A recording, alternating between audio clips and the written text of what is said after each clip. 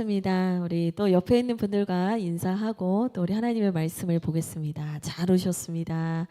잘 오셨습니다. 잘 오셨습니다. 잘하셨습니다. 네, 오늘 하나님께서 우리에게 주시는 말씀은 오바댜 1장 17절에서 21절까지의 말씀입니다. 저와 여러분이 교독하고 마지막 절은 함께 읽겠습니다. 제가 먼저 읽겠습니다. 오직 시온산에서 피할 자가 있으리니 그 산이 거룩할 것이요 야곱 족속은 자기 기업을 누릴 것이며 야곱 족속은 불이 될 것이며 요셉 족속은 불꽃이 될 것이요 에서 족속은 지푸라기가 될 것이라. 그들이 그들 위에 붙어서 그들을 불사를 것인즉 에서 족속에 남은 자가 없으리니 여호와께서 말씀하셨습니다. 그들이 네겝과 에서의 산과 평지와 블레셋을 얻을 것이요 또 그들이 에브라임의 들과 사마리아의 들을 얻을 것이며 베냐민은 길르앗을 얻을 것이며 사로잡혔던 이스라엘의 많은 자손은 가나안 사람에게 속한 이 땅을 사르밧까지 얻을 것이며 예루살렘에서 사로잡혔던 자들 곧 스바랏에 있는 자들은 네겝의 성읍들을 얻을 것이니라. 함께 읽겠습니다. 구원받은 자들이 시온산에 올라와서 에서의 산을 심판하리니 나라가 여호와께 속하리라. 아멘. 네, 예전 속담 중에 옛 속담 중에 이런 말이 있습니다. 때리는 시어머니보다 말리는 시누이가 더 밉다. 이런 말이 있습니다. 우리 어린이 친구들이 시어머니? 시누이?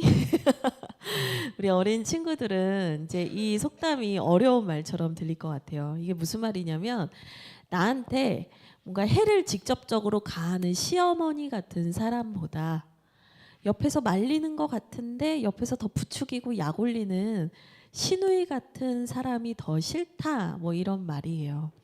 제가 갑자기 이 속담을 왜 얘기를 하냐면 오늘 함께 읽은 이 성경 말씀이 바로 이스라엘에게 이스라엘 중에서도 남유다에게 시어머니와 같은 존재가 있었고 시누이 같은 존재가 있었거든요.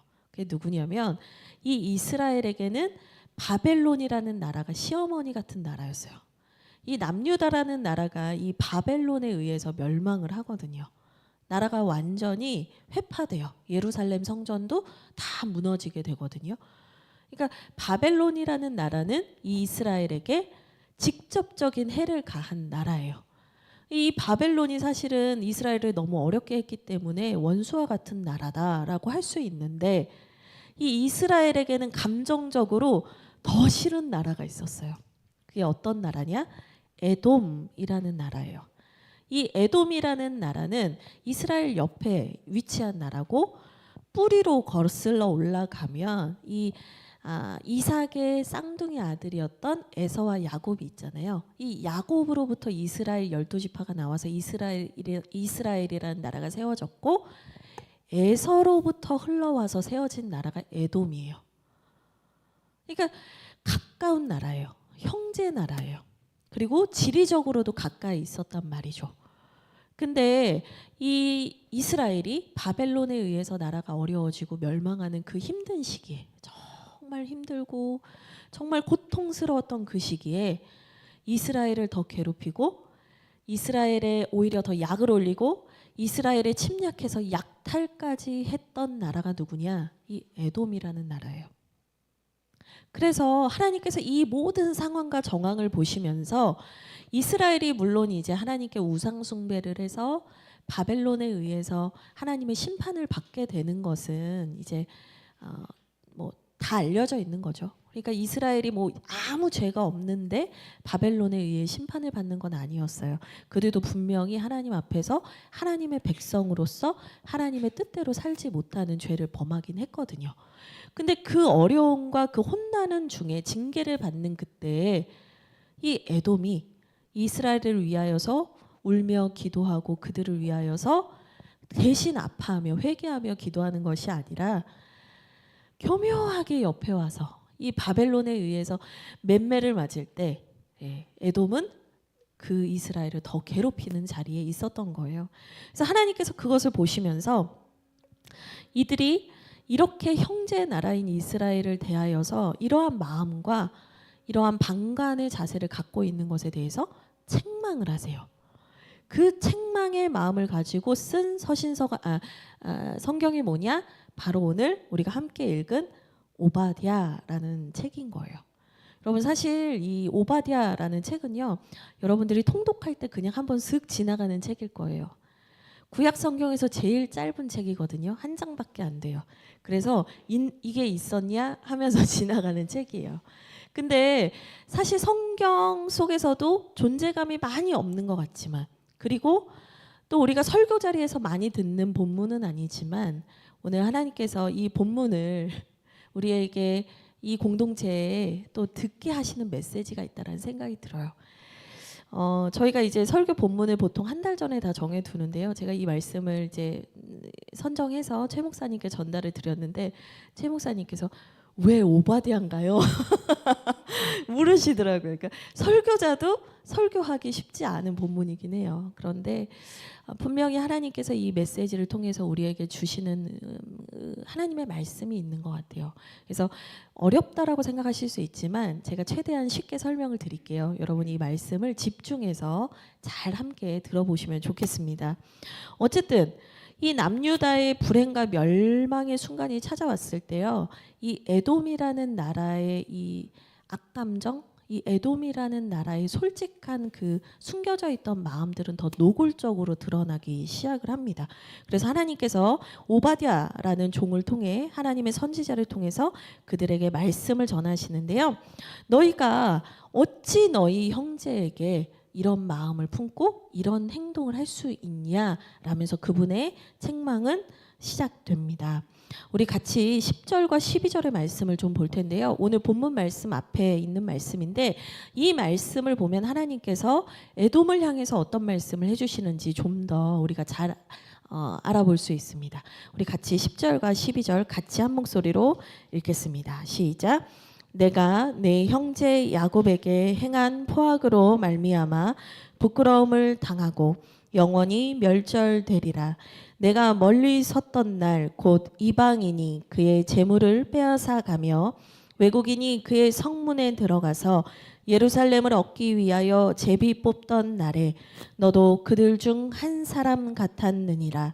내가 형제의 날 곧 그 재앙의 날에 방관할 것이 아니며 유다 자손이 패망하는 날에 기뻐할 것이 아니며 그 고난의 날에 내가 입을 크게 벌릴 것이 아니며. 아멘. 하나님께서 이 에돔을 향해서 말씀을 하시는데 첫 시작이 중요해요. 여러분 뭐라고 시작이 되냐면, 네가 네 형제 야곱에게 행한 이것에 대해서 내가 말 좀 하겠다, 이렇게 시작을 하시는 거예요. 하나님께서 뭐라고 말씀하시냐면, 에돔아 너는 이스라엘의 형제잖아. 근데 네가 어찌 이런 일을 행했냐라고 얘기를 하는 거예요. 에돔은 사실은 형제 나라임에도 불구하고 자신이 누구인지 잊어버릴 정도로 사실 시간이 많이 흘렀어요. 그러나 하나님께서는 분명히 말씀하시는 거예요. 너는 그의 형제의 나라가 아니냐. 그러면서 네가 어찌 이런 일을 행하냐라고 하는데, 그 중에서 이제 제일 핵심적인 게 뭐냐면 11절에 나오거든요. 이방인이 그의 재물을 빼앗아가며 외국인이 그의 성문에 들어가서 예루살렘을 얻기 위하여 제비 뽑던 날에, 그러니까 바벨론이 이스라엘 안에 들어가서 멸망시키고 전쟁하고 괴롭히던 그 날에 너는 어디 있었냐 이거예요. 11절 앞에 보니까 너는 멀리 서 있었다는 거예요. 이스라엘이 괴롭힘을 당하는데 너희는 멀리 서 있었다라고 얘기를 해요. 네가 그들의 고통과 아픔에 대해서 아파하지 않고 너희들은 모른 척했다라는 거예요. 그러면서 11절 끝에도 어떤 얘기를 하냐면, 그 바벨론 나라가 제비를 뽑으며 예루살렘에서 이스라엘을 조롱하고 괴롭힐 때 너도 그들 중 한 사람 같았다. 이게 역사적 사건을 이제 배경으로 하는 얘기거든요. 무슨 역사적 배경이냐면, 바벨론이 그들을 괴롭힐 때 에돔이요 침략해 들어가요. 그 도둑질을 해와요. 지금 여기서 앞에서 막 불이 나서 큰일 났다고 외치고 있는데 그 집에 들어가서 그 집에 있는 귀중품과 이 좋은 것들을 훔쳐 나온 역할을 한 거예요. 에돔이. 더 악랄한 행동들을 한 거죠. 하나님께서 그들을 향해서 너희도 그들 중에 한 사람과 마찬가지로 너희가 전혀 형제와 같지 않았고 너희들이 그 이방인과 같이 이스라엘을 대했다라고 얘기를 합니다. 그러면서 12절 네가 그 형제의 날에 형제라는 단어가 또 나오죠. 네가 그 이스라엘 형제들이 재앙을 받던 그날에 너희가 어떻게 했는가? 아예 이제는 대놓고 방관이라는 단어가 나와요. 너희가 그들을 방관했다.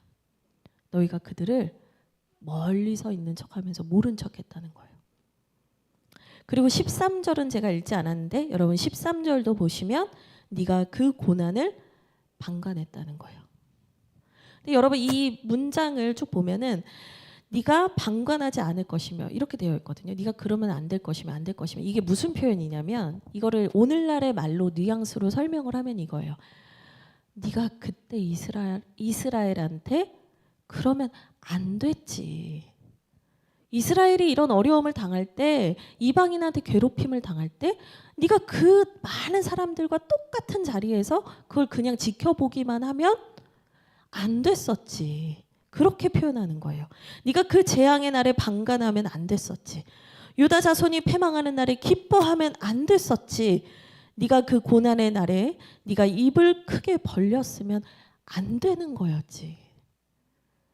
지금 계속해서 뭐라고 하냐면 가까운 사이에서 관계적인 갈등과 어려움은 있었지만 네가 하나님 안에서 한 형제였던 것을 기억할 때 그들이 어려움을 당하고 있는데 그것을 방관하고 좋아해서는 안 됐다라고 얘기를 하고 있는 거예요. 이제 어떤 분들이 저한테 이제 이런 질문을 할 수 있어요. 또 우리 친구들이 그런 마음속에서 그런 질문을 할 수도 있어요. 근데 목사님 사이가 안 좋았잖아요. 그리고 얘네들도 잘못한 거잖아요. 이스라엘도. 이스라엘이 하나님께 대적했고 우상 숭배했고 얘네가 잘못해서 심판을 받는 건데 뭘 굳이 그것까지 제가 뭐 굳이 그들을 신경 쓰고 배려하고 사랑할 이유가 있나요? 근데요 여러분 성경을 보잖아요. 성경을 보면 당연히 그 죄에 대해서 심판을 받는 순간일지라도 하나님의 징계를 받는 순간일지라도 믿음의 사람들 하나님을 정말 잘 알았던 사람들은요. 누군가가 자기 죄로 인하여서 어려움과 고통을 받을 때일지라도 그들을 위해서 울며 기도하고 그들의 죄를 위해서 하나님 앞에 대신 탄원하는 삶을 살았다는 거예요. 제일 대표적인 예를 몇 가지 얘기해 볼게요. 먼저는 아브라함 아시죠? 이 아브라함에게는 조카 롯이 있었어요. 지금 우리가 PBS 중에 룻기를 하고 있는데 발음을 조심하셔야 돼요. 롯이라는 사람이 있었어요. 근데 이 롯이 아브라함과 함께 이 가나안 땅에 왔는데 이 아브라함을 통해서 풍요와 이제 그 재산이 많아지는 은혜를 입게 돼요. 근데 이제 롯이 이제는 재산이 많아지니까 자꾸 이 아브라함과 같은 아브라함의 종들과 이제 계속 부딪히게 되는 거예요. 아버지와 같은 아브라함의 종들과 계속 부딪혀요. 싸워요. 목자들끼리 싸워요. 그래서 아브라함이 그에게 네가 원하는 곳으로 가라. 네가 먼저 원하는 곳을 택하라 했더니 이 롯이 보기에도 좋아 보이고 먹음직도 해 보이고 풍요롭고 기름져 보이는 땅 소돔과 고모라로 가거든요. 사실은 이 아브라함에게 롯이 한 행동은 별로 좋진 않아요. 왜냐하면 아버지처럼 이 롯이 아버지처럼 아브라함을 따랐거든요. 그리고 아브라함을 통해서 하나님을 만났고 그런 은혜와 축복을 누렸거든요. 근데 롯이 더 나은 삶을 위해서 떠나간단 말이에요. 근데 그 떠나간 곳이 사실은 이 롯에게는 별로 좋은 것은 아니었어요. 근데 위기 상황이 펼쳐지니까 전쟁에 휘말려서 롯이 잡혀가게 되니까 아브라함이 어떻게 하냐면 군사들을 이끌고 롯을 되찾으러 가요. 또 소돔과 고모라가 심판의 위기에 있을 때 롯이 위기에 처하니까 아브라함이 어떻게 하냐면 하나님의 사자에게 기도하고 기도해서 그 롯을 구해내거든요. 성경 속에서 하나님의 마음을 진짜 알고 하나님과 가까운 사람들은요, 설령 그 사람이 뭔가 잘못을 했다 손치더라도 잘 됐다, 당연히 그렇게 됐어야지라고 말하지 않는다는 거예요. 오히려 그들의 아픔과 연약함에 공감하며 그들을 위해서 울며 기도하는 삶을 택했다는 거죠. 또 하나의 예가 있어요. 이스라엘 백성이 출애굽을 했어요. 그리고 하나님의 말씀, 하나님의 백성으로서 십계명의 말씀을 받게 되거든요. 근데 이 모세가 40일 동안 시내산에 올라가서 도통 보이질 않는 거예요. 하나님의 말씀을 받으러 40일 동안 시내산에 올라갔는데 모세가 안 보이니까 이 백성들이 어떻게 했어요? 혹시 아는 분 계세요? 아유, 훌륭합니다. 우리 태호 너무 훌륭합니다. 자신들이 가지고 있는 금부치를 모아다가 금송아지를 만들어요. 우상을 만들어요. 우상을 만들어서 막 이게 우리 하나님이다. 출애굽에서 인도한 우리 하나님이다. 막 하면서 막 우상을 숭배한다고요. 하나님께서 너무 마음이 상하셨어요. 이들이 내 은혜와 사랑을 경험하고도 이토록 빨리 나를 버린단 말인가. 근데 그때요, 하나님께서 뭐라고 하냐면 내가 너희에게 약속한 거니까 가나안 땅에는 가게 하겠지만 나는 너희와 동행하지 않겠다, 이렇게 얘기하거든요. 근데 모세가 거기서 울며 기도해요. 하나님이 가시지 않으면 가지 않겠습니다. 저희는 갈 수 없습니다. 하나님이 이 백성과 함께 해주셔야 됩니다. 하나님께서 이들과 함께 해주셔야 됩니다. 중보자의 기도를 해요. 그래서 하나님께서 그 모세의 기도를 들으시고 이스라엘이 다시 회개할 기회를 주셔서 그들이 다시 하나님과 광야의 여정을 떠나게 되거든요. 여러분, 제가 지금 이 구약 성경에 있는 두 가지 얘기를만 드렸지만 이 외에도 성경에 있는 많은 사람들은요, 설령 그 사람이 자기의 죄로 인하여 하나님의 심판을 받는다고 해도요, 그것을 보면서 내일 아니니까 그렇게 하지 않아요. 오히려 하나님을 아는 사람들은 하나님의 마음을 알기 때문에요, 그들을 위해서 울며 기도하며 그들이 다시 돌이키기를 위해서 온 마음을 쏟아내요. 여러분, 이것이 구약 성경에만 있는 것이 아니라 성경에서 가장 절정으로 드러나는 순간이 있어요. 그게 언제냐? 예수 그리스도, 그분에게서 이 모습이 드러나요. 여러분, 예수님께서는요, 죄인을 형제로 여기셨어요. 죄도 없고 흠도 없으신 그분이 그 죄인들의 형제가 되셔서 그들의 자리로 친히 가셨고 그들을 위하여 눈물로 간구하셨다라고 성경은 얘기해요. 히브리서 말씀 두 개의 구절을 읽을 텐데 우리 띄워주세요. 네, 히브리서 2장 17절 말씀입니다. 먼저 같이 읽겠습니다. 그 가로 안에 예수는 제가 여러분이 누군지 알게 하려고 써놓은 거니까 여러분은 가로 안은 안 읽으셔도 돼요. 우리 같이 읽겠습니다. 시작. 그러므로 그가 범사의 형제들과 같이 되심이 마땅하도다. 이는 하나님의 일에 자비하고 신실한 대제사장이 되어 백성의 죄를 속량하려 하심이라. 아멘. 예수님께서 범사의 형제들과 같이 되셨대요. 여러분, 이 형제가 누굴 말하는 걸까요? 예수님과 형제가 될 만한 자격을 가진 사람이 있을까요? 없죠. 그런데 죄인인 우리와 형제가 되기를 기뻐하셨다는 거예요. 그래서 그들의 죄를 속량하기 위해서 오히려 그 형제들이 가야 했던 죽음의 자리로, 고통의 자리로 주 예수 그리스도께서 가셨다라고 얘기합니다. 또 한 구절이 있어요. 히브리서, 이것도 히브리서 말씀인데요. 7장 25절 말씀입니다. 같이 읽겠습니다. 시작. 그러므로 자기를 힘입어 하나님께 나아가는 자들을 온전히 구원하실 수 있으니 이는 그가 항상 살아계셔서 그들을 위하여 간구하심이라. 아멘. 주님께서 그 자기들의 형제를 위해서 친히 자신이 그 죄값의 자리로 나아가셨는데 그 예수님은 지금도 여전히 영원히 변함없이 죄인인 우리들을 위하여 기도하시며 간구하시는 분이라는 거예요. 여러분, 성경에서는요, 계속해서 그 하나님의 마음을 알고 하나님과 가까이 있는 자들은요, 누군가의 아픔을 보고 기뻐하지 않는다라고 얘기해요. 누군가의 아픔을 보고 방관하지 않는다라고 얘기해요. 하나님의 심판을 받는 그 순간일지라도 사실은 그들이 돌아오기를 원하는 하나님 아버지의 마음을 하나님 곁에 있는 사람은 알거든요. 하나님께서 이들은 벌을 받아 마땅하다 하는 그 순간에도 하나님께서 그들을 향하여서 회개하며 돌아오기를 원하는 그 아버지의 마음을 알거든요. 그래서 절대로 그것을 보고 기뻐하지 않는다는 거예요.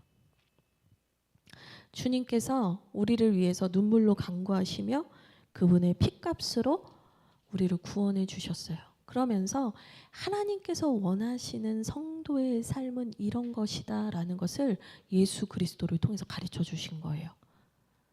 성도의 삶은 누군가의 죄와 아픔의 상처에 대해서 정죄하고 판단하고 규정하고 이건 이런 거야, 이건 저런 거야 손가락질하는 사람들이 아니라 누군가의 아픔과 죄에 대해서 내가 끌어안고 울며 기도하는 사람이라는 것을 결국에는 예수 그리스도를 통해서 우리에게 가르쳐 주셨다라는 거예요. 여러분, 바라기는 여러분의 마음에 이 에돔과 같은 범죄함이 아니라 예수 그리스도를 닮아서 내가 누군가의 아픔과 죄를 끌어안고 울며 기도할 수 있는 그 주님의 마음이 여러분에게 부어지기를 주님의 이름으로 축원드립니다. 아멘. 하여튼 이제 다시 본문으로 돌아와야 돼요. 예수님까지 갔는데 다시 오바댜로 와야 돼요. 대건이 오바댜로 돌아왔어요. 앞에 보셔야 돼요. 예수님한테까지 갔다가 이제 오바댜로 다시 왔어요. 그럼 여러분 한 가지 이제 우리가 이제 예수님의 마음 하나님의 뜻은 알았는데 이제 이 본문 안에서 조금 궁금한 게 하나 있어요. 그게 뭐냐면 에돔은 왜 유다의 아픔을 보면서 왜 좋아했냐는 거예요. 그러니까 방관했다, 좋아했다 이런 표현들이 나오잖아요. 성경에서.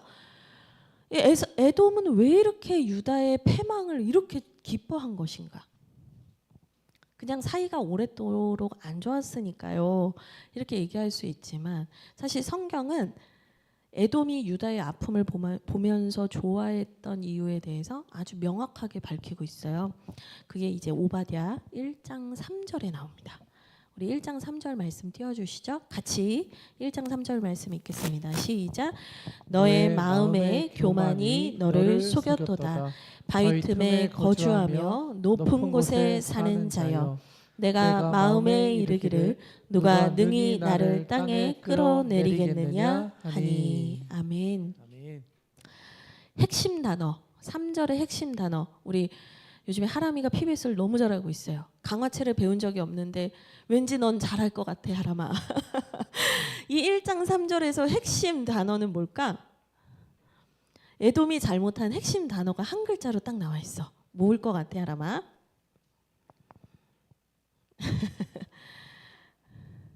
네, 두 글자. 두 개로. 응?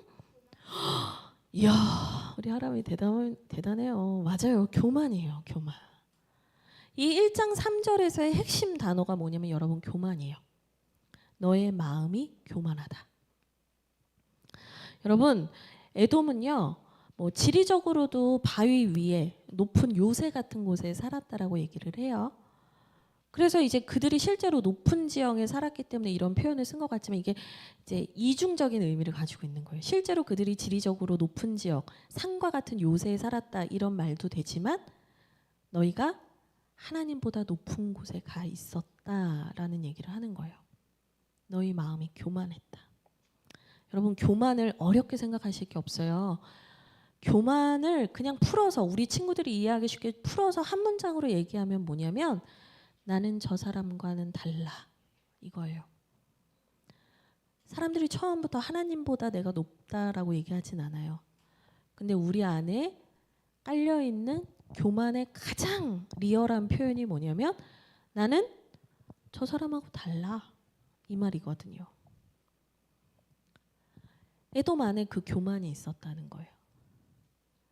근데 여러분 사실 하나님 앞에서 우리가 난 저 사람과 달라라고 말할 수 있냐는 거예요. 50보? 100보예요. 오늘 그 마라톤 얘기를 하다가 그런 얘기를 해주시더라고요. 그 63 빌딩의 계단으로 올라가는 그 대회가 있대요. 제가 그 너무 충격을 그게 사실이냐? 와, 우리 남두현 집사님이 21층까지는 걸어 올라가시는 걸 제가 아는데 여러분 63층을 오르락 내리락 하는 거 쉽지 않아요. 근데 여러분 63빌딩 꼭대기에 딱 올라가서 보는 거예요. 1층을 쭉 내려다 봐요. 하람이하고 태우가 서 있어요. 저 밑에. 그럼 맨 꼭대기 63빌딩에서 볼 때 하람이하고 태우의 키 차이가 나 보일까요? 안 나 보인다고요. 안 나 보여요. 여러분 하나님 앞에서 우리의 존재가 그래요.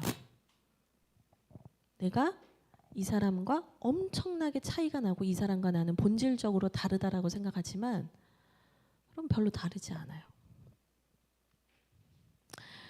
결국에 나는 이 사람과 달라라는 이 교만한 마음이 있는 사람은 어떻게 되냐면요. 다른 사람의 아픔에 공감하지 못하게 돼요. 여러분 요즘에 보면 교회 다니시는 분들 중에서 교회에 대해서 되게 신랄한 비판을 하시는 분들이 있어요. 저는 교회가 잘못하고 있고 또 교회가 문제가 있다면 우리가 회개하고 돌이켜야 되는 게 맞다고 생각해요. 근데 내가 교회를 다니고 내가 교회의 한 지체고 성도인데 교회에 대해서 나는 아닌 것처럼 교회에 대해서 비난하고 비판하는 것을 볼 때 저는 마음의 불편함을 느껴요. 그분의 말이 다 틀려서가 아니에요. 그분의 말은 다 맞아요. 근데 왜 불편하냐? 나는 저들과 달라라는 마음이 있기 때문이에요.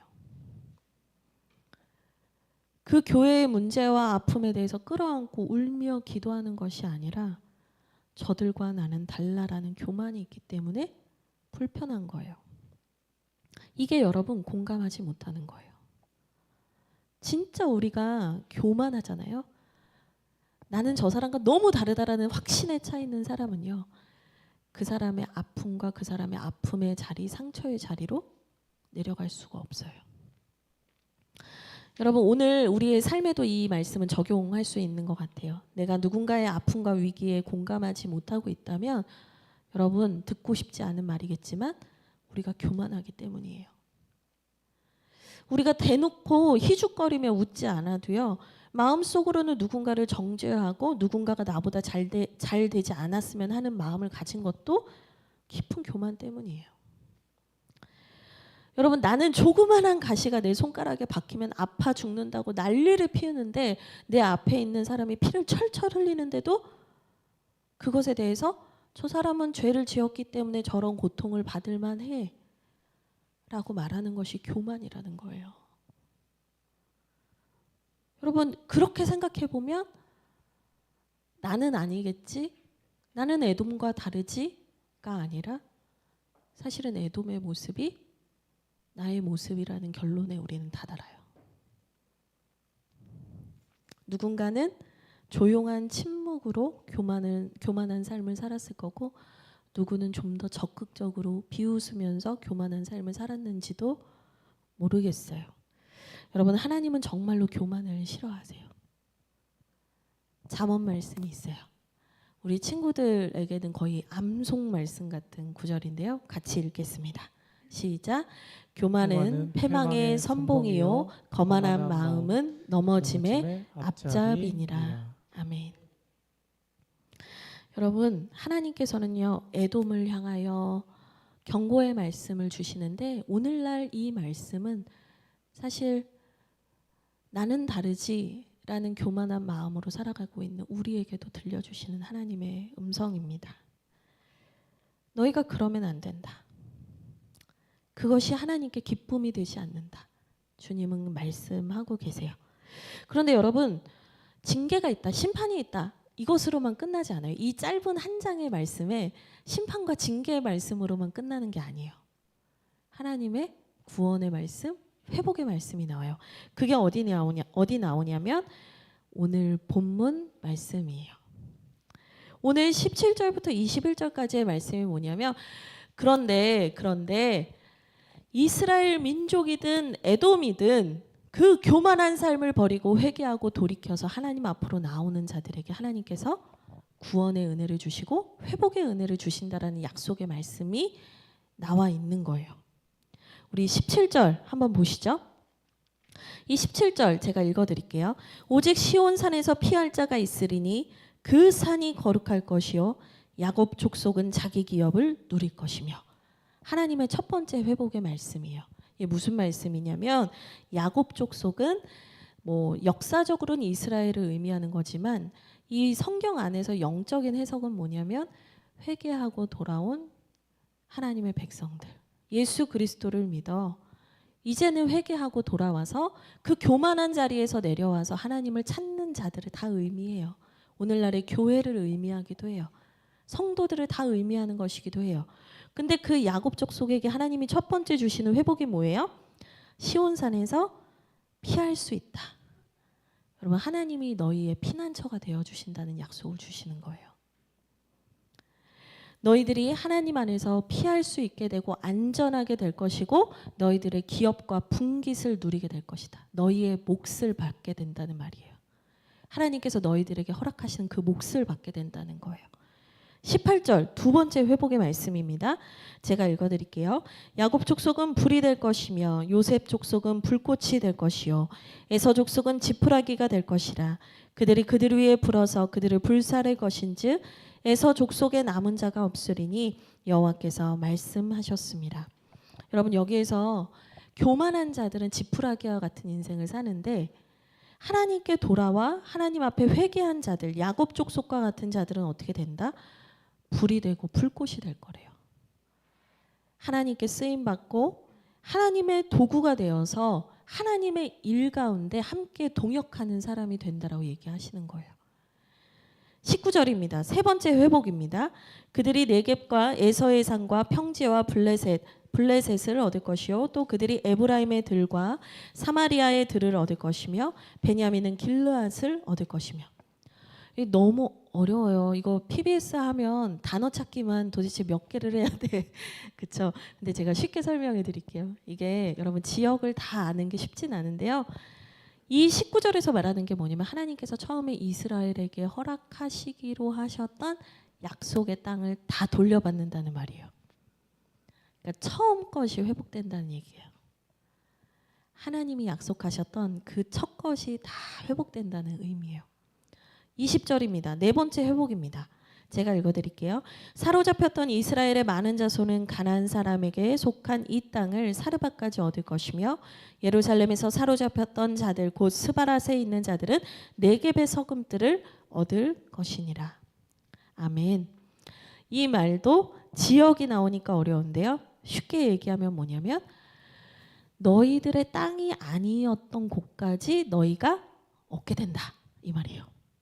너희의 지경을 넓히신다는 의미예요.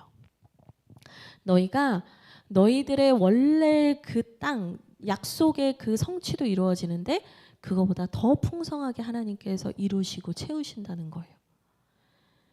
다섯 번째, 21절입니다. 하나님께서 회복하시는 다섯 번째, 제가 21절을 읽어드릴게요. 구원받은 자들이 시온산에 올라와서 에서의 산을 심판하리니 나라가 여호와께 속하리라. 아멘.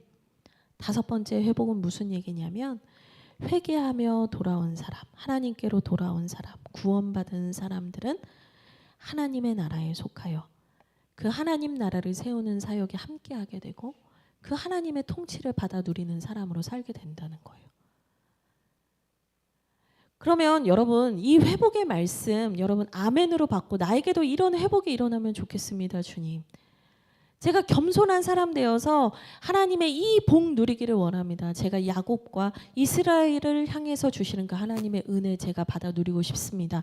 아멘 하고 이제 우리는 설교가 끝날 수 있어요. 근데 제가 여러분에게 마지막 질문을 하나 던지고 설교를 마치려고 합니다. 여러분 이 오바댜서가 에돔을 향한 경고의 말씀이라고 했어요. 그리고 17절에서 21절은 돌아온 자들, 하나님께 돌아온 자들. 야곱 족속, 역사적으로 야곱 족속뿐 아니라 하나님께 돌아온 자들에게 주시는 회복의 말씀이라고 했는데 여러분 그러면 이 회복의 말씀을 에돔 사람들도 누릴 수 있는 걸까요? 대훈이가 뭐라 그랬어요?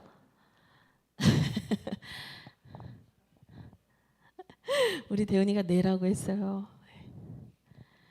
여러분 하나님께서 만약 에돔이 돌아오기를 원하지 않으셨다면 오바댜를 통해서 굳이 에돔에 찾아가 이 말씀을 전하게 하실 이유가 없어요.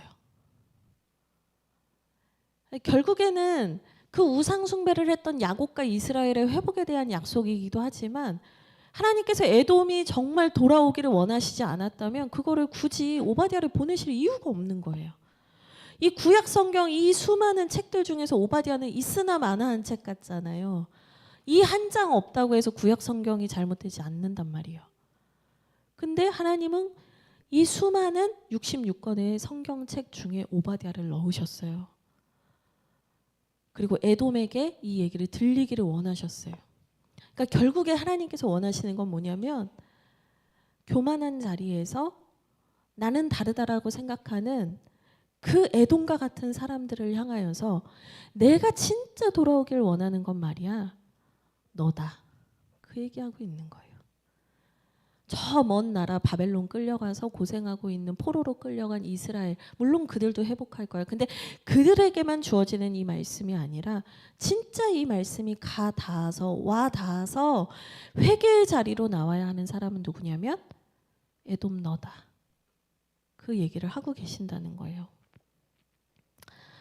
여러분, 저는 이 말씀을 보면서 우리는 당연히 내가 이스라엘이다라고 생각하면서 살아갈 때가 많다는 생각을 해요. 그런데 저는 이 말씀을 묵상하는 내내 제 모습을 정말 많이 회개하게 되더라고요. 내가 에돔이구나. 내가 에돔이구나. 내가 정말 에돔처럼 나는 누군가와 다르다라고 생각하며 살고 있었구나. 내가 누군가의 아픔과 죄에 대해서 울며 기도하며 그들을 위해서 신음하며 기도했는가? 제 모습을 많이 돌아보게 됐어요.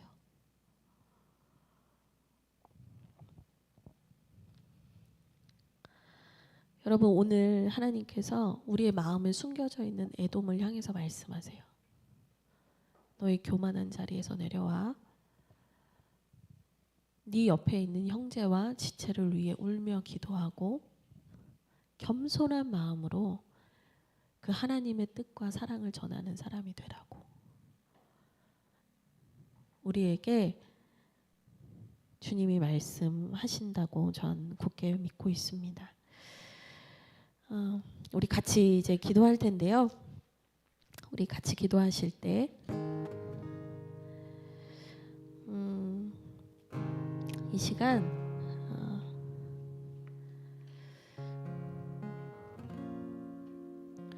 내가 멀리 서 있고 방관하고 또 때로는 기뻐했던 나의 가까운 이, 그러나 내가 사실 정말 사랑하기는 너무 힘들었던 그 사람, 그러나 하나님께서 네가 그 사람을 위해서 기도해 줘야 한다고 하는 그 사람을 하나님께서, 성령님께서 여러분의 마음속에 떠올려 주시기를 바랍니다. 제가 그 사람에게 무정했습니다. 주님, 제가 그 사람에게 교만했습니다. 제가 참으로 그에게 냉정했습니다. 주님, 회개합니다. 주님, 제가 제 형제, 가족을 향해서 그렇게 무정했습니다. 주님, 회개합니다. 우리 이 시간 주님 앞에 회개하며 나아가겠습니다. 하나님, 감사합니다.